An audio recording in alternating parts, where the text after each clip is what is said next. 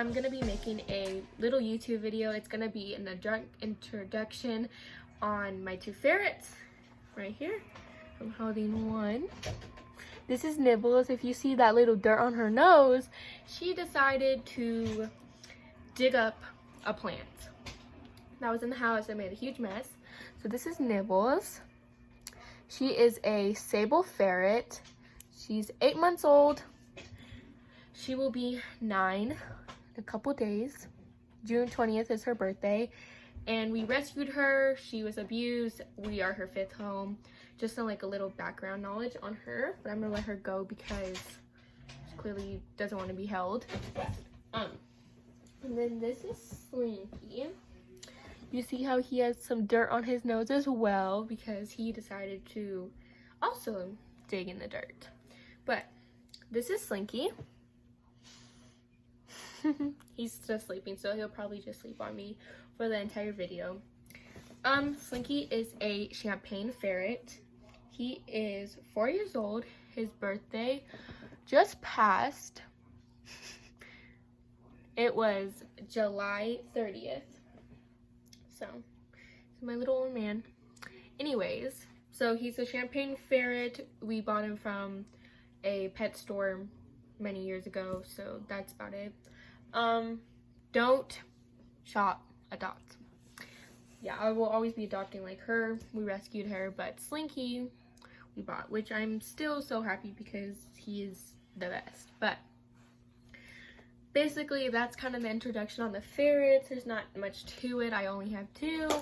Nibbles is over there stealing some balls and running away. Slinky is just probably going to be sleeping. So, if you hear any background noise, that is the reason why, because they're crazy. So, yeah. Anyways, so I'm going to basically be talking what a ferret is. So, a ferret is an obligated carnivore, meaning that they are strict carnivores. They only can have meat. I know there is some kibble that ferrets are allowed to eat, or some freeze-dried raw.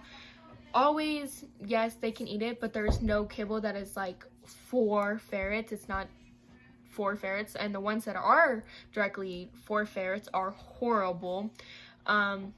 Yeah, that will be another video and another topic on kibble and stuff. But some freeze-dried raw is okay to feed your ferrets. There is some wonderful kibbles that you can feed, but obviously the diet that they would eat in the wild is obviously the best, which is raw in this case. And I actually feed raw, so yeah. Anyways, ferrets are parpecular animals, meaning that they basically, whatever your time schedule is, that will be their time schedule as well. But they are most active at dawn and dusk. So that's the times they're most active, but they usually form to your schedule. So, yeah. Also a ferret. So there's breeder ferrets and there is marshals. And I'm pretty sure you've heard of marshals because that's what is at most pet stores, marshal ferrets. And marshal ferrets is a ferret farm, basically. They are horrible. That's why I no longer shop at pet stores, because of marshals. It's just horrible. So I don't support it. I would never buy their food, even if it got better, even if like the treats got better, I would never support it. Marshals sucks. And you know, that's it. Marshall just sucks. They are a marshal farm.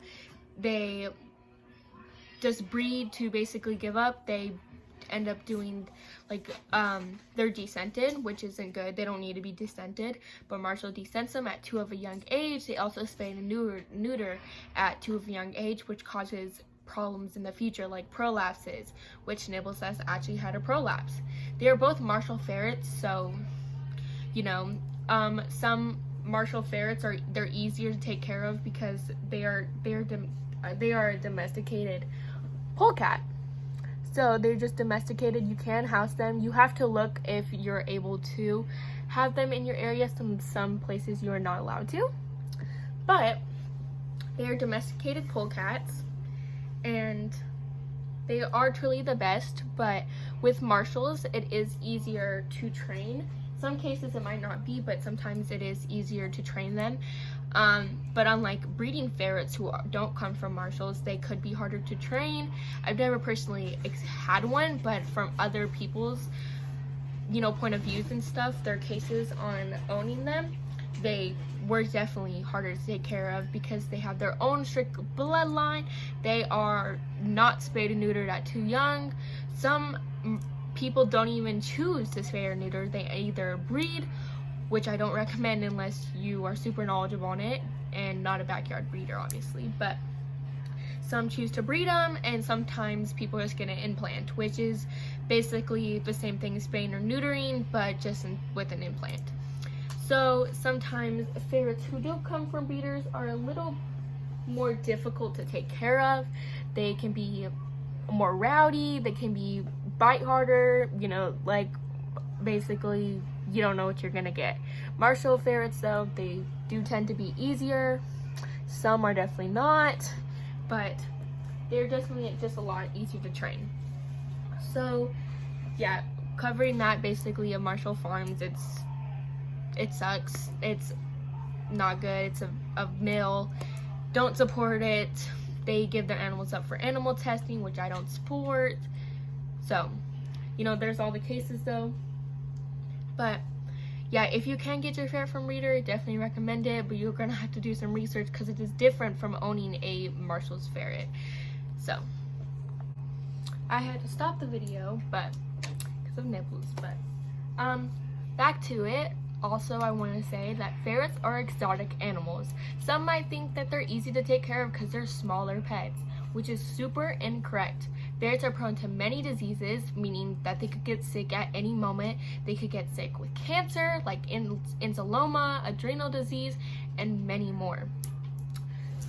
They are also prone to prolapses, mainly only ferrets of mill farms like Marshall's, because they are neutered and spayed, which I already went over. Too young, but so they are more prone to prolapses. Of course, breeder ferrets can still get prolapses, but it's less likely to occur. Also, back to it. Basically, ferrets are exotic animals. They are prone to many diseases, which I just went over, just a couple of them. Those are literally just the basic. You'll have to do more information. I'll make another YouTube video on diseases that they can get or illnesses. But those were just some couple of the big ones. Not really prolapse isn't something too big, but definitely cancer is. But they are very expensive. They are high maintenance pets. So if you don't have the time to take them out of your cage, people say at least 4 to 7 hours out of the cage at least.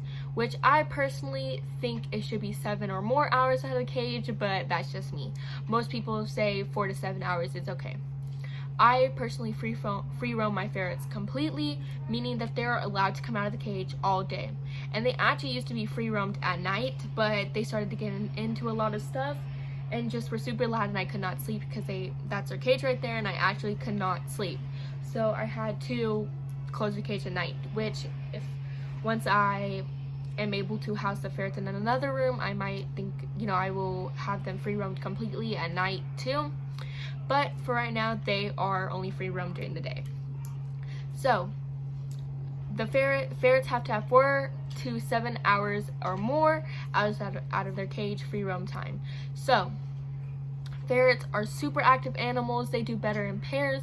Some ferrets don't have to be in pairs, like Slinky. We had him for almost 4 years of his life, and he never had a friend. So they are more social animals, so they should be in pairs. But if you cannot afford them, or to afford to have 2, or you only are trying to deal with 1 at this time, then it's okay, you can have 1. I personally don't agree with like you have to have 2, you have to, but it is better. So you can kind of think of it your own way if you don't end up getting 1, if you want to, or if you just want to experience with 1. But it is better to have 2 because they are social animals. So I'm trying to think of anything else to go over on ferrets. They are exotic animals. They're super expensive. They have to go to a exotic vet, meaning that a vet who is only housing cats or dogs, they're not going to be able to go to because they're not experienced in ferrets. So some vets will allow ferrets if they, but you have to honestly do your own research, and before getting a ferret, make sure that there's vets in your area, because sometimes there's a vet that might, their main thing is dogs and cats. taking care of dogs and cats. They're like, yeah, we can take in a ferret, or we'll do ferrets too, which is not always the case. Just because they say that does not mean they are knowledgeable on ferrets. I've been to many vets who say they take in ferrets and they weren't too good. So always do your own research on that. You can look up on a website. There's I'll make sure to link it in the description, but there's this website you can go on that is a map of all the ferret vets in your area, which you can push, and basically you can do your own research on them as well. But those are all vets that other people have went to that said they had a good experience with some vets.